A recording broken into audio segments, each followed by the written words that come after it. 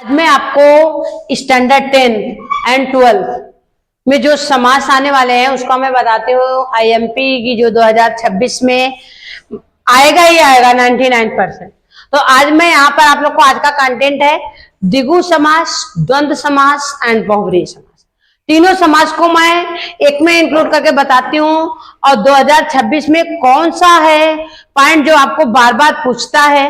आज मैं आपको स्टैंडर्ड 10 एंड 12 में जो समास आने वाले हैं उसका मैं बताती हूँ। आईएमपी की जो 2026 में आएगा ही आएगा 99%।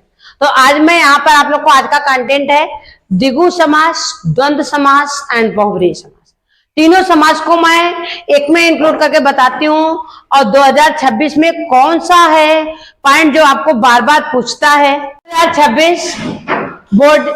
2026 बोर्ड एग्जाम में कौन सा समास से ज्यादा क्वेश्चंस पूछा जाएगा उसका मैं आपको बताती हूँ। तो आज आप लोगों को द्विगु, द्वंद्व एंड बहुब्रीहि समास का बताती हूँ। बच्चों आप लोग इसको बहुत ध्यान दीजिए। द्विगु समास जो होता है, जो पूर्व पर जिसका संख्यावाची होता है उसको हम क्या बोलते हैं बच्चों? द्विगु समास। पूर्व पर मतलब समास में कितने पद होते हैं? 2 पद होते हैं, पूर्व पद एंड उत्तर पद। तो द्विगु समास का मतलब होता है बच्चों, द्विगु समास का मतलब होता है पूर्व पद संख्यावाची। द्विगु समास पूर्व पद संख्यावाची, पूर्व पद संख्यावाची।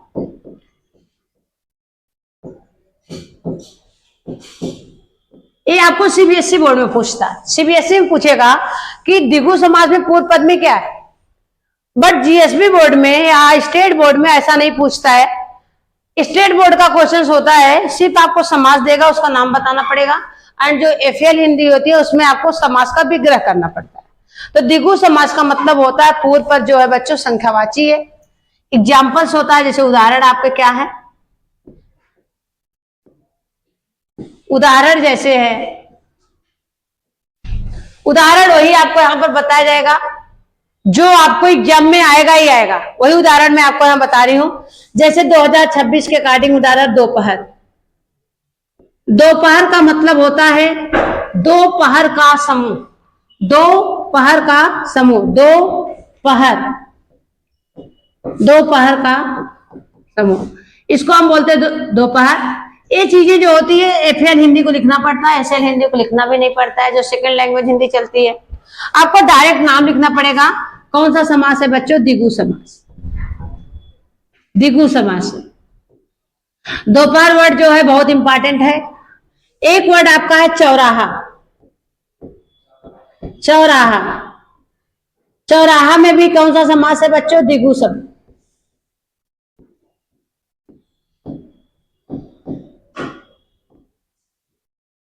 चौराहा वर्ड, दोपहर वर्ड 2026 के अकॉर्डिंग बोर्ड में वेरी इंपॉर्टेंट। दोपहर द्विगु समास, 2 यानी संख्यावाची, एंड चौराहा, चौ यानी 4। अष्टाध्यायी, अष्टाध्यायी मतलब 8 अध्याय का समूह, अष्टाध्यायी। अष्टाध्यायी मतलब होता है बच्चों 8 अध्याय का समूह। मैं जीएसबी बोर्ड के बच्चों को बता रही, इसलिए मैं विग्रह ओरल में ही बता रही हूँ, नहीं तो बच्चे भी लिख देते हैं विग्रह। एसएल को बिल्कुल नहीं लिखना। तो 8 अध्याय का समूह, यहां पर भी कौन सा समास है? द्विगु समास। कौन सा समास है बच्चों? द्विगु समास। ये सब द्विगु समास के जो है बच्चों बहुत ही महत्वपूर्ण उदाहरण। एक और भी बहुत ही इंपॉर्टेंट है पंचवटी। पंचवटी जहां भगवान राम वनवास के समक्ष गए हुए थे सीता के साथ, जहां सीता हरण हुआ था। तो पंचवटी, वट मानी होती वृक्ष, 5 वृक्षों का समूह आज भी वहां पर है। 5 वृक्षों का समूह, यहां पर भी कौन सा समास है बच्चों? द्विगु समास। ये सब जो उदाहरण है बच्चों बोर्ड की दृष्टि से बहुत ही महत्वपूर्ण उदाहरण। तो दोपहर चौराहा वेरी इंपॉर्टेंट, दोपहर चौराहा वेरी इंपॉर्टेंट, ये मैं हाईलाइट भी कर दे रही हूँ। अंडरस्टैंड। बहुब्रीहि समास बच्चों हम कैसे अंडरस्टैंड करेंगे कि इस समास में जो है बहुब्रीहि समास है। तो आप लोग बच्चों प्लीज इसको ध्यान से देखिए। वही एग्जाम्पल्स यहाँ पर बताया जाएगा जो 2026 बोर्ड एग्जाम में आपको आए। तो आज का ही कंटेंट है बहुब्रीहि समास। बच्चों, बहुब्रीहि समास में जो डिफिनेशन है, इसका न तो पूर्व पद प्रधान होता है बच्चों, न तो उत्तर पद प्रधान होता है, कोई थर्ड पद आ जाता है। कहने का मतलब यह है बच्चों, न तो पूर्व पद प्रधान होता है और न तो उत्तर पद प्रधान होता है, कोई तीसरा पर्सन आ जाता है। जैसे एग्जाम्पल्स में बच्चों, मुरलीधर, तो मुरली धारण करने वाला, तो मुरली कौन धारण करता है? कृष्ण। न तो बच्चों मुरली को प्रधानता दी गई, न तो धारण करने वालों को प्रधानता दी गई। प्रधानता बच्चों जो है किसको दी गई? न तो मुरली को प्रधानता दी गई, न तो धारण करने को प्रधानता। मुरली को न प्रधानता देकर के तीसरे पर्सन भगवान श्री कृष्ण आ गए।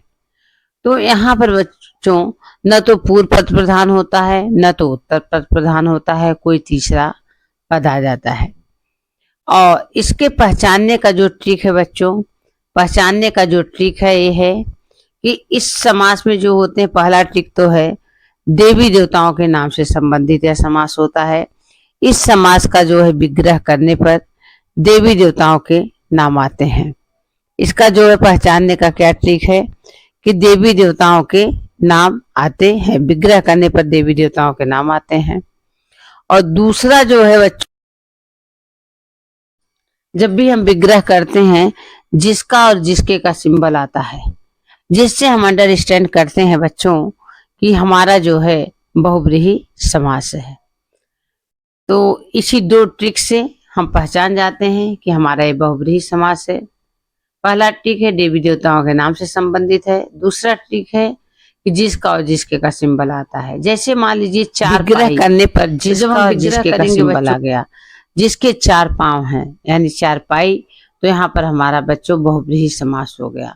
बहुत बच्चों को ये कंफ्यूज रहता है कि यहाँ पर यहाँ पर चार संख्यावाची है, क्यों द्विगु नहीं हुआ? द्विगु इसलिए नहीं हुआ क्योंकि जब हम विग्रह कर रहे हैं बच्चों, तो यहाँ पर जिसका और जिसके का सिंबल आता है। द्विगु समास में विग्रह करने पर जिसका और जिसके का सिंबल नहीं आता है। और दूसरा ट्रिक है बच्चों कि देवी देवताओं के नाम से संबंधित होते हैं, इसलिए बच्चों इस समास में जो होता है बहुब्रीहि समास हो। जैसे पीताम्बर, पीला वस्त्र धारण करने वाला, पीला प्रधान हुआ, न तो अंबर यानी वस्त्र प्रधान हुआ। तीसरा पद आ गया विष्णु जी, तो मतलब विष्णु जी को प्रधानता दी गई, इसलिए यहाँ पर जो है बहुब्रीहि समास है। जैसे नीलकंठ, नीला है जिसका कंठ, कौन है? महादेव, देवों के देव महादेव, मतलब महादेव का कंठ जो है नीला है, तो नीलकंठ, तो नीला को प्रधानता दिया, नीला को प्रधान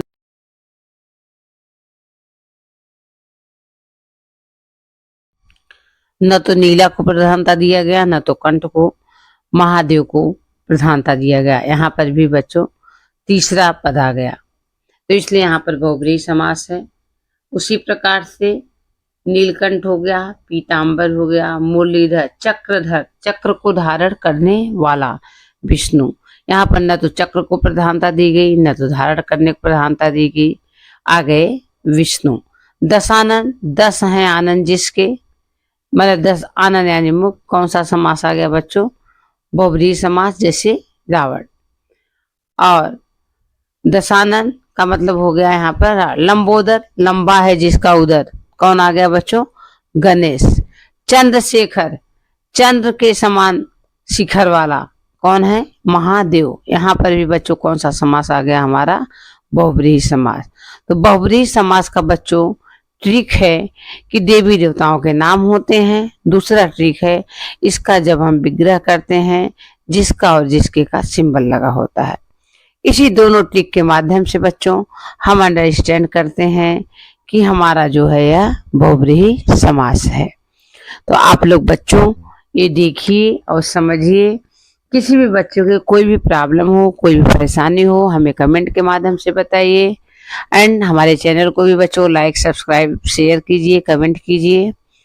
यहाँ सीबीएसई एंड जीएसबी बोर्ड के हमारे चैनल पे सभी व्याकरण एंड जीएसबी बोर्ड के जो पाठ के भी सारांश है, जो यहाँ बुक चलती है, उसका भी प्रश्न उत्तर के साथ दिया गया है। 2026 के प्रश्न उत्तर इम्पॉर्टेंट जो आने वाले हैं एग्जाम में, एंड व्याकरण के भी आपको सिलेबस दिए गए हैं।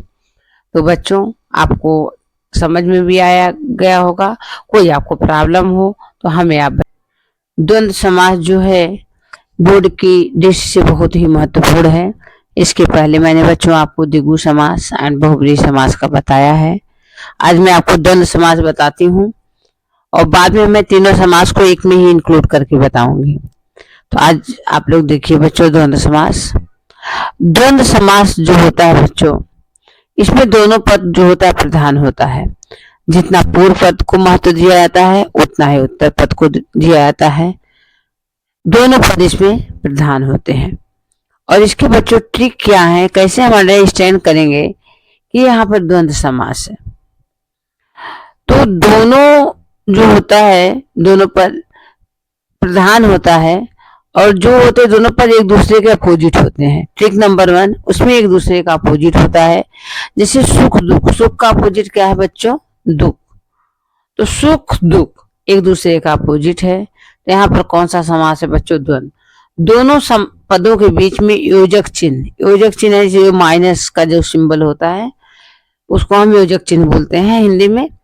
तो दोनों पदों के बीच में योजक चिन्ह लगा होता है। जैसे राम लक्ष्मण, राम लक्ष्मण एक दूसरे का अपोजिट है। राम के बाद योजक चिन्ह लगा है, मतलब माइनस का सिंबल लगा है, फिर लक्ष्मण लिखा है। राम और लक्ष्मण, यहाँ पर और का लोप हो गया। तो राम लक्ष्मण में जो है हमारा बच्चों द्वंद्व समास है। अमीरी गरीबी, सुख दुख, रात दिन, इन सब में हमारा कौन सा समास आएगा बच्चों? द्वंद्व समास। तो हमारा ट्रिक नंबर 1 है कि एक दूसरे के अपोजिट होते हैं। द्वंद्व समास में एक दूसरे के अपोजिट होते हैं और दोनों पदों के बीच में योजक चिन्ह लगा होता है, जिससे हम बच्चों अंडरस्टैंड करते हैं कि हमारा ये द्वंद्व समास है। तो जैसे सुख दुख द्वंद्व समास, रात दिन, जैसे बच्चों रात दिन, रात दिन एक दूसरे का अपोजिट होता है और दोनों पदों के बीच में रात के बाद जो होता है माइनस का सिंबल यानी योजक चिन्ह लगा होता है। तो हम अंडरस्टैंड करते हैं कि हमारा एक कौन सा समास है बच्चों? द्वंद्व समास। 2026 के अकॉर्डिंग में जैसे माता पिता, रात दिन, ये सब वेरी इंपॉर्टेंट वर्ड है। माता पिता, माता पिता वेरी इंपॉर्टेंट 2026 के अकॉर्डिंग द्वंद्व समास है बच्चों। तो माता का अपोजिट पिता है और दोनों पदों के बीच में योजक चिन्ह लगे हैं, इसलिए हमारा यहाँ पर भी बच्चों द्वंद्व समास है। माता पिता, रात दिन, सुख दुख, राम लक्ष्मण, राम लक्ष्मण भी इंपॉर्टेंट वर्ड है बच्चों 2026 के अकॉर्डिंग। राधा कृष्ण, राधा का अपोजिट कृष्ण है और दोनों पदों के बीच में योजक चिन्ह लगे हैं और का लोप है।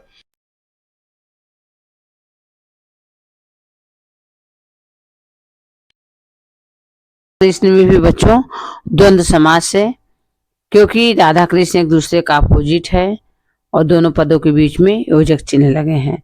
लाभ हानि, जय पराजय, सुख दुख, जन्म मृत्यु, जो भी एक दूसरे का अपोजिट अर्थ होते हैं।